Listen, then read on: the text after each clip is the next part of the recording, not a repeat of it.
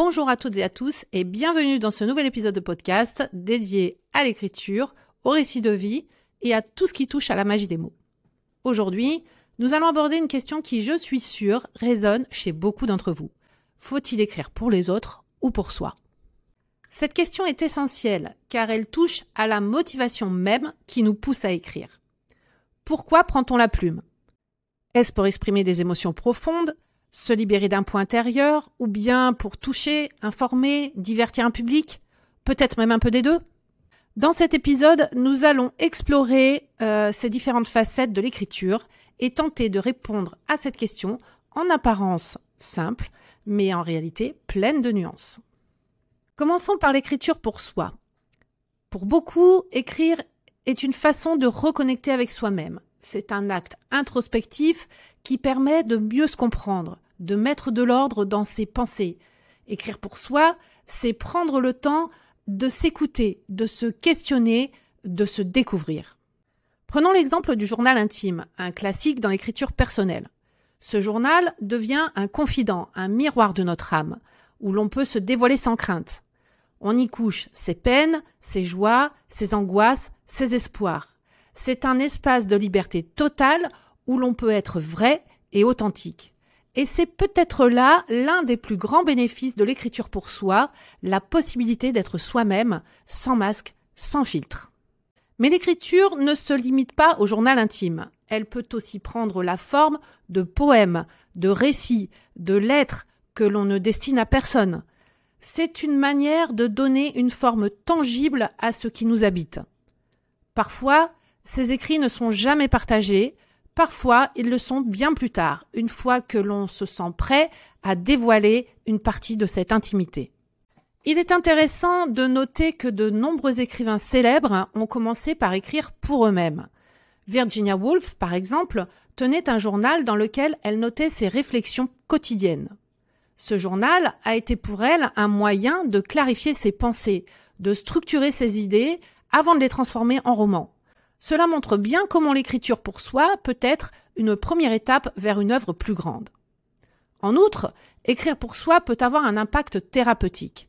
Des études montrent que l'écriture expressive, c'est-à-dire écrire sur des événements traumatiques ou émotionnellement chargés, peut aider à réduire le stress et l'anxiété. Cela prouve bien que l'écriture n'est pas seulement un moyen de communication, mais aussi un outil de guérison personnelle. Cependant, l'écriture pour soi peut sembler parfois incomplète. Certains écrivains ressentent le besoin de partager leurs écrits, de trouver un écho chez les autres. Et c'est là que l'écriture pour les autres entre en jeu. Écrire pour les autres, c'est entrer dans une dynamique différente. Ici, l'écriture devient un acte de communication, un pont entre soi et le monde extérieur.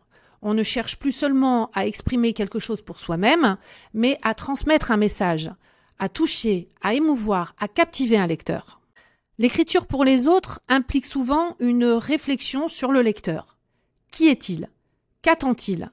Comment vais-je le surprendre, le captiver, le toucher ? Ces questions sont essentielles car elles influencent la manière dont on écrit. Par exemple, un auteur de romans policiers va chercher à maintenir le suspense, à surprendre son lecteur à chaque page. Un auteur de récits autobiographiques, lui, va tenter de rendre son expérience personnelle universelle pour que le lecteur puisse s'y retrouver. Écrire pour les autres, c'est aussi se confronter à la critique. Lorsque l'on partage un texte, on s'expose au regard des autres. C'est peut-être intimidant, mais c'est une opportunité d'apprendre, de grandir en tant qu'écrivain. Les retours des lecteurs, qu'ils soient positifs ou constructifs, permettent d'affiner son style, de mieux comprendre ce qui fonctionne et ce qui ne fonctionne pas. Prenons l'exemple d'un auteur qui publie son premier roman. Ce roman, qui peut être né d'un besoin personnel, devient une œuvre partagée. Discutée, analysée par un public. L'auteur doit alors accepter que son texte ne lui appartient plus totalement, qu'il est maintenant entre les mains des lecteurs. Certains y verront des choses qu'ils n'avaient pas prévues, d'autres interpréteront différemment. C'est ça la beauté de l'écriture partagée, c'est qu'elle devient vivante, évolutive. Cependant, écrire pour les autres peut aussi entraîner des compromis. Comment rester fidèle à sa voix, à son écriture, tout en répondant aux attentes du public? Cette question est cruciale, surtout dans le contexte de la publication. Il est parfois tentant de céder à la pression commerciale et d'adapter son écriture pour plaire à un maximum de personnes. Mais cela peut aussi entraîner une perte d'authenticité, un éloignement de ce qui nous motive à écrire en premier lieu. Cela dit, il est possible de trouver un équilibre entre écriture personnelle et écriture pour les autres. Cet équilibre, justement, c'est ce que beaucoup d'écrivains cherchent tout au long de leur carrière. Faut-il alors choisir entre écrire pour soi et écrire pour les autres? Pas nécessairement. En réalité, ces deux approches peuvent non seulement coexister, mais se renforcer mutuellement. Beaucoup d'écrivains commencent par écrire pour eux-mêmes, pour clarifier leurs idées, pour explorer leur univers intérieur. Puis à un moment donné, ils ressentent le besoin de partager leur travail, de le soumettre au regard des autres. Prenons l'exemple de la littérature de témoignage.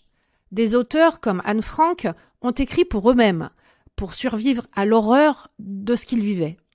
Leurs écrits sont ensuite devenus des œuvres universelles qui ont touché des millions de lecteurs. Ce sont des exemples puissants de la manière dont l'écriture personnelle peut devenir une écriture pour les autres.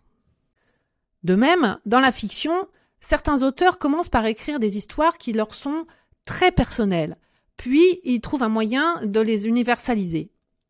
Ils réussissent ainsi à toucher un large public tout en restant fidèles à leur vision. Cela montre bien que l'écriture pour soi et l'écriture pour les autres ne sont pas forcément opposées, mais peuvent se compléter. L'écriture de blog, par exemple, c'est une forme d'écriture qui permet souvent de combiner ces deux approches. On y partage des réflexions personnelles tout en s'adressant à un public. Cela permet de conserver une certaine authenticité tout en créant un lien avec les lecteurs.